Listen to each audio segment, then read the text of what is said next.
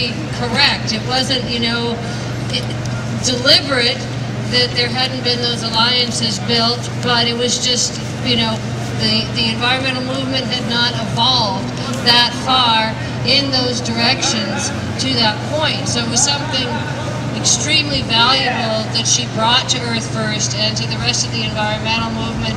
And we went on to work with the steel workers, and she laid the foundation for that, because we discovered that the Maxam Corporation, which was talked about in the movie, not only owned Pacific Lumber that was cutting the redwoods, but also owned Kaiser Aluminum that had 4 industrial plants around the country, and they were screwing their workers. They had locked them out, and so we hooked up with the steel workers and waged a corporate campaign.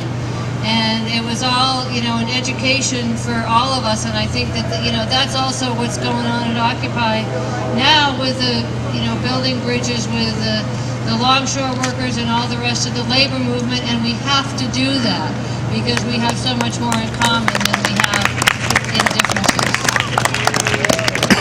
I want to just throw one more thing out there about the Labor Environmental Alliance. In 1989, I went to West Virginia in solidarity with the Pittston coal miners who were on strike. The Pittston coal strike was a pretty big deal back then, and it is amazing to hang out with Christian, Baptist, fundamentalists, anti-abortion, who call themselves socialists. It's, and my point is that you cannot just put people in a box. I had another case with the steelworkers who actively talked about communism and socialism. Now, I'm not a communist or a socialist. I hang out with communists and socialists. I personally am a bioregional Confederate. But the point is that people are really interesting, and that we draw these big brushstrokes, and you really can't do that with human beings. What's the situation with the forests in Northern California now and elsewhere? Well, we have a group here in the Bay Area that's part Earth First and part nonprofit Bay Area Coalition for Headwaters, and we're working with a lot of the groups up on the North Coast. There is a Redwoods campaign. We're fighting Caltrans, who's trying to widen 101 through Richardson Grove State Park.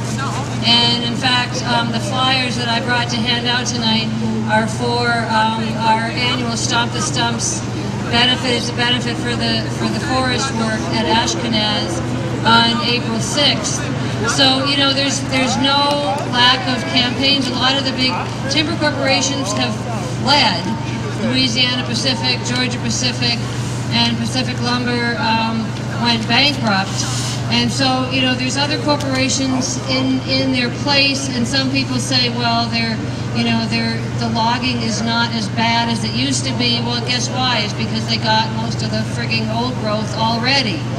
So, there's still a forest worth defending, and we still need people up there. Elliott State Forest, they're cutting in Oregon. Also, people are fighting Sierra Pacific Industries up on the North Coast. They're also in the Sierras. They're the biggest clear cutter in the state. They're one of the biggest landowners in the entire U.S. And there's Green Diamond that's cutting old growth up on the North Coast. There's tree sits going on up there. So there's a lot going on. You just got to dig a little and find out about it. Is Farmer still around? Why don't you come on up here and give your head on what's happening in Humboldt, and let people know if there's a tent space for them up there too.